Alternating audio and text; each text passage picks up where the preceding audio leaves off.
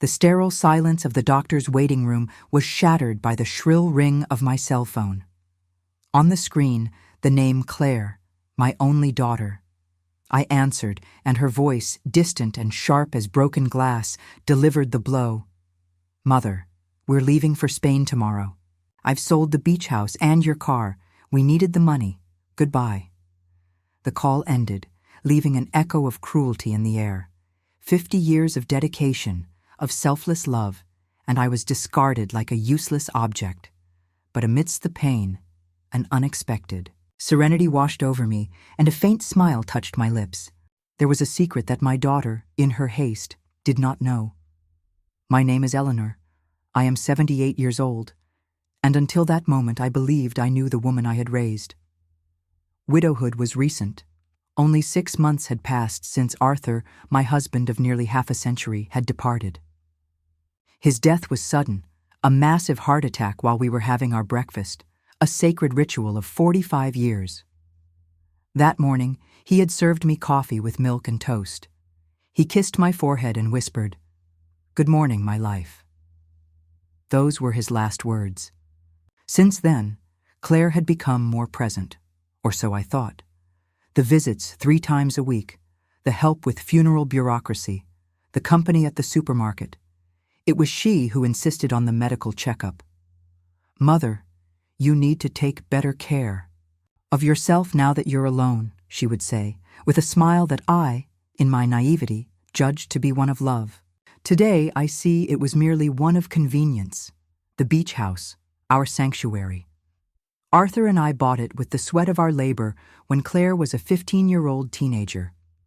Every summer was a collection of precious memories of birthdays and Christmases, celebrated with the sound of the waves in the background. Claire would bring her friends, then her husband, Richard. I cooked for everyone, a happy matriarch in her nest. How could I not see that, to her, that nest had only a monetary value, and the car, the old Lincoln Continental that Arthur treated like a son. Washed every Sunday, its oil changed religiously, always parked under the shade of the same oak tree. Claire knew that car was the last tangible piece of him I had left. Arthur's scent still clung to the upholstery. When the call ended, I remained, motionless in that uncomfortable plastic chair, surrounded by other faces marked by illness. And for the first time in months of grieving, I did not cry. A strange strength bloomed within me, a calm I hadn't felt since Arthur's departure. It was then that the memory came, sharp and clear. 3 days before he died, Arthur had handed me a brown envelope. "Eleanor, keep this in your underwear drawer. If something happens to me, open it, but only when you feel the time is right." I had stored it away, and with the overwhelming pain of grief, I had completely forgotten its existence. But it was there, waiting for me. The nurse called my name.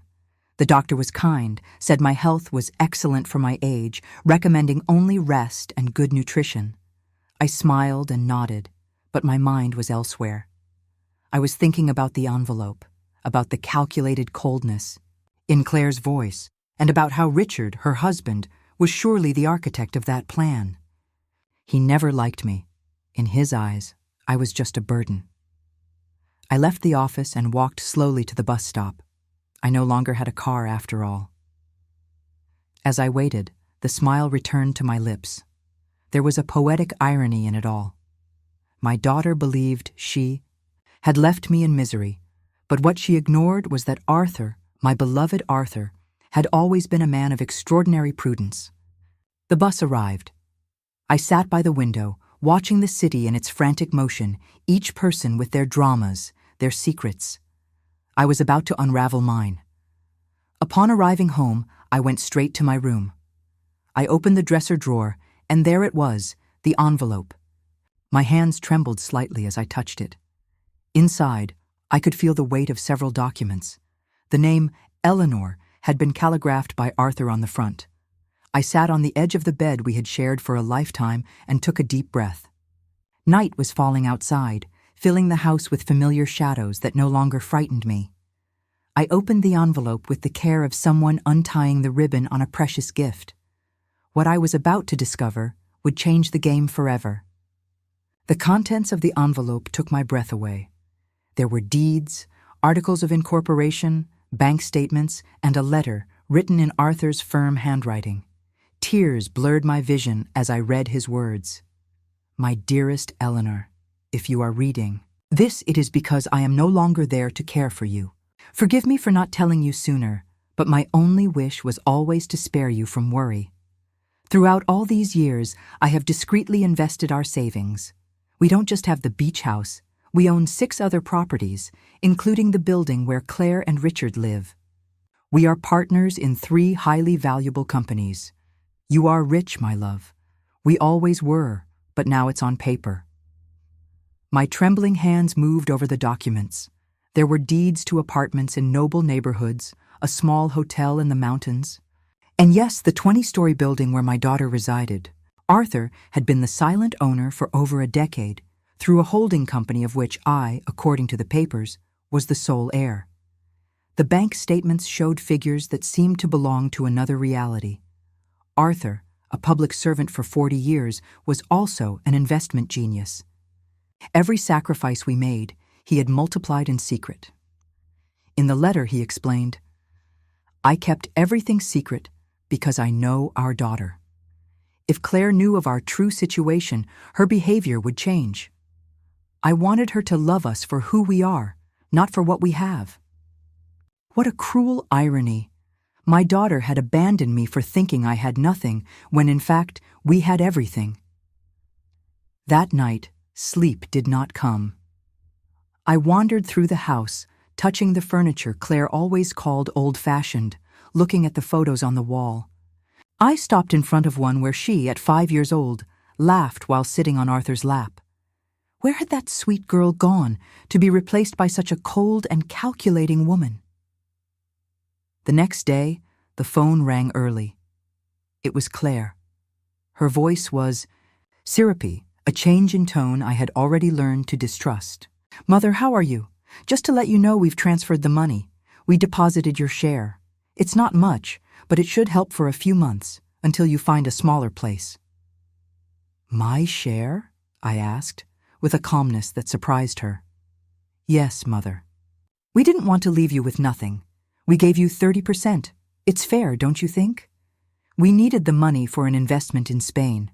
Richard has an incredible business opportunity. 30% of what was mine. Such generosity. I understand, dear. And when do you leave?" "This afternoon. I'll be gone for at least 6 months. But don't worry, Mother. When we get back, we'll help you find a little apartment that fits your needs." My needs. As if she knew anything about them. "All right, Claire. Have a good trip. Oh, Mother, I knew you'd understand. Always so supportive. We love you very much."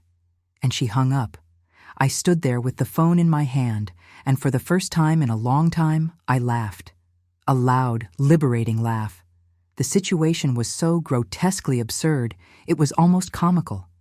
My daughter had robbed me and treated me with unbearable condescension to finance an adventure that I sensed would end in disaster. What hurt most, however, was not the money.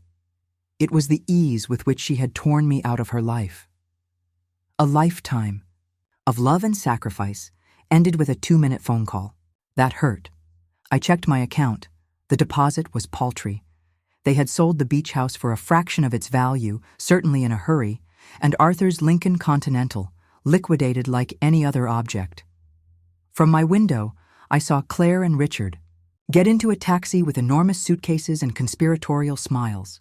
They looked like 2 teenagers running away on an adventure. Not once did they look at my window. No goodbye.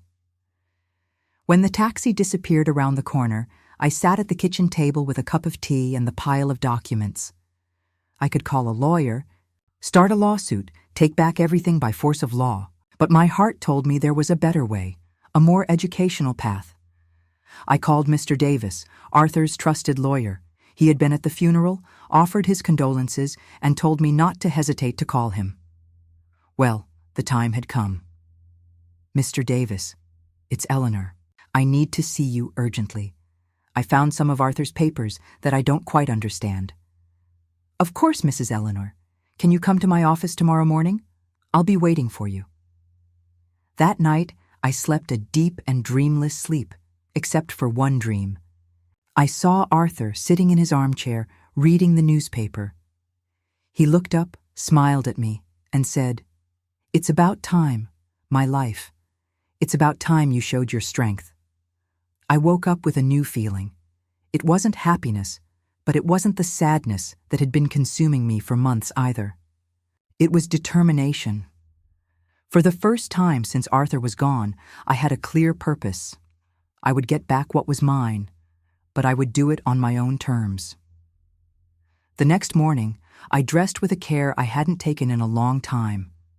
I chose a navy blue dress that Arthur used to say brought out the color of my eyes. I fixed my hair, applied a discreet lipstick. When I looked in the mirror, I didn't see a victim. I saw a strategist.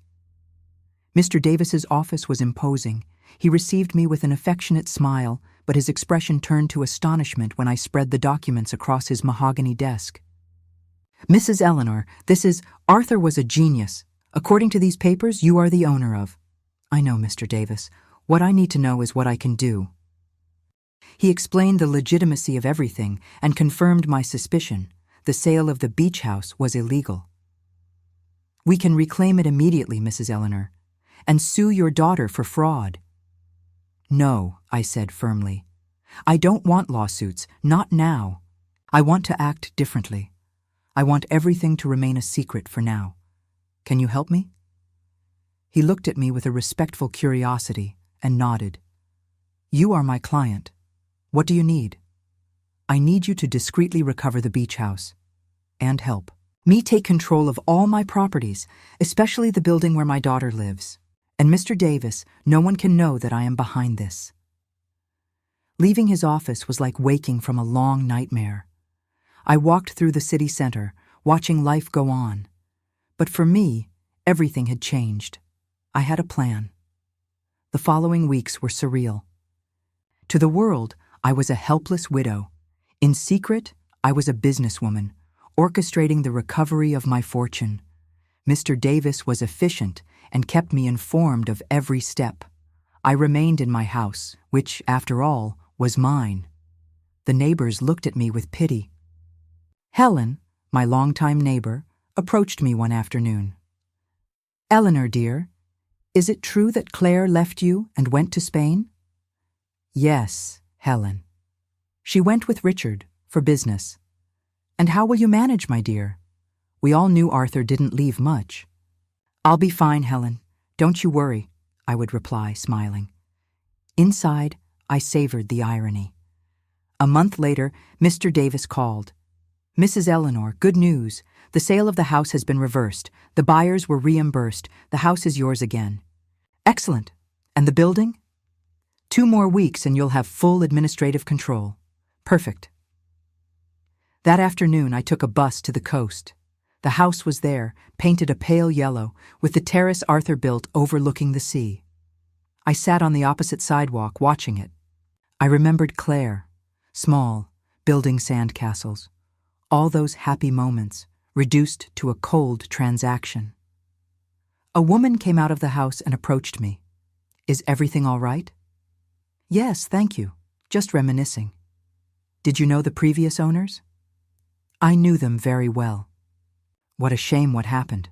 We were told the owner was very ill and the daughter needed to sell quickly. We found out the sale was illegal and had to give it back. A very sad situation." My heart ached. It wasn't just the money. It was the web of lies. Claire had painted me as an invalid to justify her greed. To her, I wasn't a person. I was a problem to be circumvented. That night, I called Mr. Davis. "I want Arthur's car back." "That will be more difficult, Mrs. Eleanor. Your daughter used a power of attorney that you signed." I vaguely remembered. In the fog of grief, I had signed papers Claire gave me, saying they were for the inheritance. How blind I had been. "We'll try anyway, Mr. Davis. I want everything back." My double life continued. By day, the lonely widow. In the afternoon, the woman who studied spreadsheets and investment reports. I discovered that Richard, Claire's husband, was drowning in debt and had used the apartment, which wasn't his, as collateral. Their ruin was imminent. One Friday, Mr. Davis called with the final news. "Mrs. Eleanor, everything is in your name. You have total control, and I've recovered the Lincoln. The buyer was an acquaintance and understood the situation." Excellent work. Now I need one more favor. Send a letter to my daughter. What kind of letter? An eviction notice. There was a silence on the line. Mrs. Eleanor, are you sure? Mr. Davis, my daughter, threw me out of my own life with a phone call. She sold my memories. Yes, I'm sure. She will learn that every action has a consequence. That night, I imagined the scene. Claire receiving the letter, the disbelief, the panic. The next day, at 8 a.m., my phone rang. Claire's voice was pure desperation. Mother, I need to talk to you. I received a letter. It's absurd. It says we have 30 days to vacate the apartment. It must be a mistake. An eviction notice? How strange, dear. From whom? From a company. Arthur's Legacy, Inc. Do you know it? Arthur and his poetic sense? No, dear, I've never heard of it. But what's happening? Richard didn't leave you? He ran off with a younger woman, left me with all the debts, and now this? I don't know what to do, Mother. I have no one. The irony was divine. In her disgrace, she remembered she had a mother. Can I come over, Mother? I need you. Of course, dear. Come. I put on my simplest dress, tied my hair in a bun, and practiced a look of concern. When she arrived, she looked like a ghost. Thin, with deep, dark circles, her designer clothes wrinkled. Her eyes were swollen from crying. Mother, she began, but stopped, as if remembering the abyss she had created between us. We sat in the kitchen. She fell apart. She told me about Richard's lies, the scam, the debts, the abandonment. And now this eviction notice. I have no money, no job, nowhere to go. Her tears were real. For a moment my mother's heart faltered, but I remembered her cold voice, the dismissal. I thought maybe I could stay here with you, just for a while. It was the question I had been waiting for. After everything, she wanted the poor widow she had created to save her. Of course, dear. This house will always be yours. The relief on her face was immense. She stood up and hugged me, the hug of a drowning person. I hugged her back, but my hug was calculated. The game was afoot. She suspected nothing. To her, I was her last refuge, her only hope. But this was only the first phase of my plan. I would let her feel safe, and then, when she least expected it, I would teach her the real lesson. That night, I called Mr. Davis. I want you to investigate every cent of Richard's debts and find a way to legally separate my daughter from them, but in absolute secrecy. What is your final plan, Mrs. Eleanor? My plan, Doctor, is simple. I am going to save my daughter, but first she needs to discover for herself what it means to hit rock bottom. I poured myself a glass of the best wine Arthur kept. The occasion was indeed very special. The game had begun, and all the cards were in my hand. Claire moved into my house the next day. She arrived with 2 suitcases and a cardboard box, the wreckage of a life of luxury. I watched her unpack her things in her old childhood room and could see the humiliation in every restrained gesture. To go from a penthouse with a city view to a single room in the house of the mother she had abandoned was a dizzying fall. Mother, I found this in the apartment, she said, handing me an envelope. It was mixed in with Richard's things. It has your name on it. It was another envelope from Arthur. My heart raced, but I kept my face serene. My name? How strange. Yes, look. His handwriting, unmistakable. This envelope, however, was smaller, newer. Maybe Richard found it after Dad passed and forgot to give it to me, Claire suggested. It's possible. May I see? I opened it in front of her. Inside, a small key and a short note. Eleanor, If you are reading this after opening the main envelope, it means our daughter is going through a difficult time. This key opens a safe deposit box at the Central Bank Downtown Branch, number 247. Inside is something to help her. Use it wisely. With eternal love, Arthur. Claire read over my shoulder. A safe deposit box. Dad had a safe deposit box. Your father was a man full of secrets, it seems. I lied softly. Mother, we have to go. See what's in there. It could be something important. Documents. Maybe something valuable that can help us out of this situation. The desperation in her voice was almost palpable. Claire was clinging to any shred of hope, and I would let her cling for a while longer before showing her the whole truth. All right, I said, after a calculated pause. We can go tomorrow. That night, we had dinner together. The food Claire prepared, in an effort to be useful, had the bitter taste of guilt. She told me in detail about the disaster in Europe. Richard lied about everything, Mother. Not just the business, but the debts. He used my name, forged my signature. The banks say I'm responsible for everything. She broke down in tears. How could I have been so blind? It was tempting to say, I told you so, but that would destroy the facade of the understanding mother I needed to maintain. I just stroked her back and said, Love sometimes blinds us, dear. But I didn't just ruin my life, I ruined yours too, she sobbed. Now we're two poor women trying to survive because of me. If only she knew the truth. But the time was not yet right. The next day, at the bank, I maintained my role as the confused widow. The manager led us to the vault area and opened metal drawer number 247. Inside, there were jewels. A treasure of emeralds, pearls, and diamonds that took Claire's breath away. They were pieces from Arthur's family, and others I had never seen.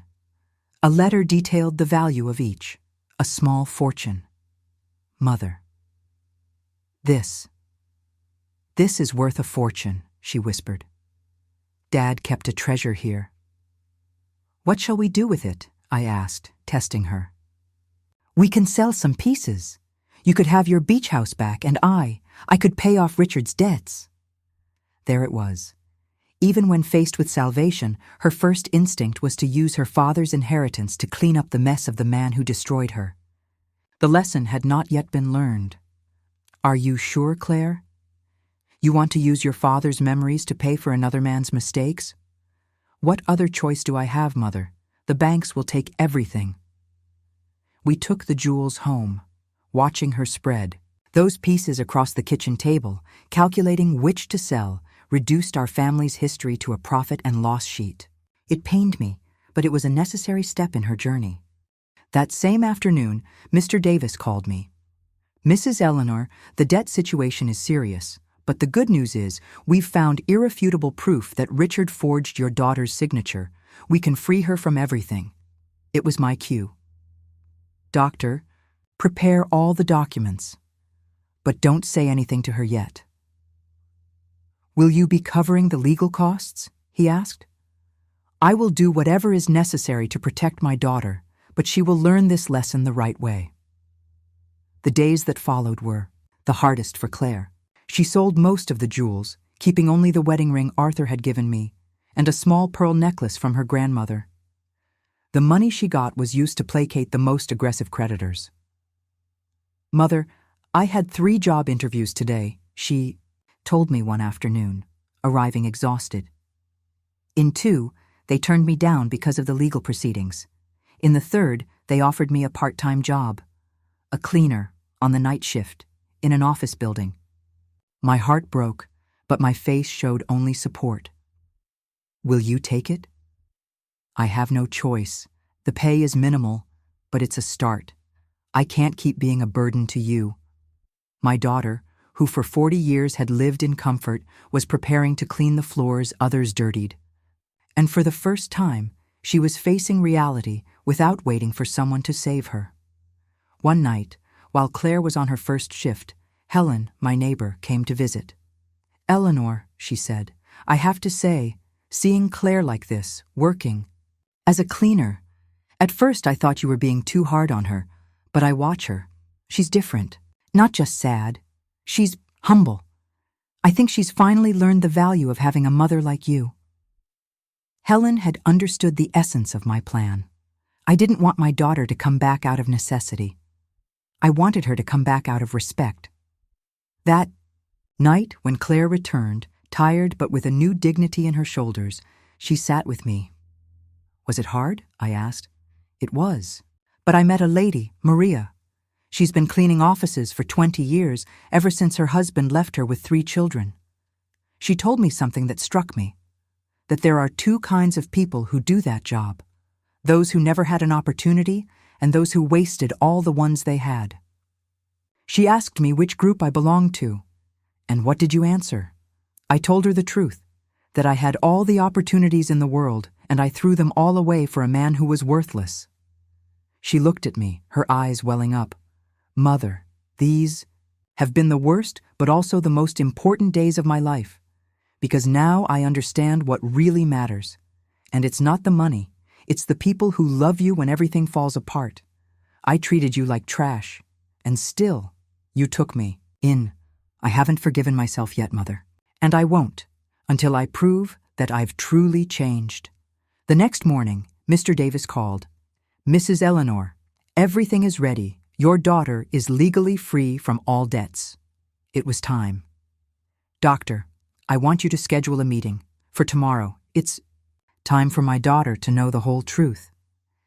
I told Claire I had managed to get an appointment with a lawyer who might be able to help. She was nervous. Mother, we can't afford it. Don't worry about that now, dear. We arrived at the office punctually. Mr. Davis received us and handed Claire a folder. She began to read, her expression changing from confusion to shock. I don't understand. It says here that Richard committed fraud, that I'm not responsible for anything. But who paid for this investigation? Mr. Davis looked at me. It was my turn. Claire, there's something I need to tell you. Your father left us much more than you ever imagined. The lawyer handed her the second folder, the deeds, the statements, the investments, Arthur's secret fortune. Claire's face went through disbelief, astonishment, and finally, overwhelming comprehension. Mother, it says here that you are the owner of the building where I lived. Yes, that you have other properties, accounts, investments. Yes. So, when I came back from Europe, begging for help, when I was crying every night, you knew all of this? Yes. A heavy, tense silence filled the room. She looked me in the eyes, the pain of betrayal mixed with that of discovery. Why, Mother? Why did you let me suffer so much if you could have fixed everything with a phone call? Because you needed to learn a lesson that no amount of money can teach, I answered, my voice choked but firm. You needed to feel firsthand the value of the things you despised, the value of family, of respect, of dignity. When you abandoned me, you didn't just take money from me, Claire. You tried to take my soul. I didn't save you by giving you money to make the same mistakes. I saved you by letting you hit rock bottom so you could learn to pull yourself up. The tears that rolled down her face were no longer of self-pity. They were of deep understanding. I abandoned you, and still, you saved me. The cleaning job you can quit if you want, I said. But I hope you don't, because it taught you the value of honest work. She wiped her tears and looked at me. No, longer as a needy daughter, but as a woman who respects another woman. Do you forgive me, Mother? I forgave you a long time ago, dear. The question is whether you can forgive yourself. We left that office with an entirely new relationship. In the following weeks, to everyone's surprise, Claire kept her night job. It's a reminder, Mother, she would say, a reminder of who I was and of who I want to be now. One Sunday, we went to the beach house together. The drive was silent. Upon arriving, she sat in the car for a while, just looking. "I'm not the same person who sold this house," she said. We went inside. She touched the furniture, looked at the photos.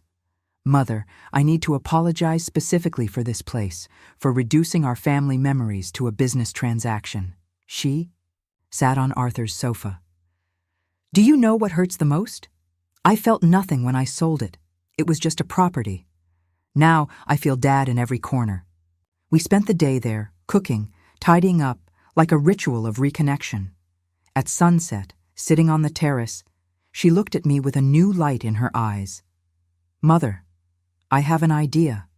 What if we transform this house into a shelter for women who, like me, lost everything because of a man? A place for them to start over. The perfect proposal. Arthur would have loved it. The best refuges," I said, "are the ones we share." That night, we returned home with a new purpose. We were no longer mother and daughter bound by duty. We were two women who had chosen to build a future together, based on respect, forgiveness, and a love that had been reborn from the ashes. Before falling asleep, I spoke silently to Arthur. "We did it, my love. Our daughter has found her way back, and for the first time, I felt him answer me. I always knew you two would make it. Justice did not come as revenge, but as transformation. And in the end, we gained something far more valuable than money. We gained each other, for real, with a bond that no storm could ever destroy.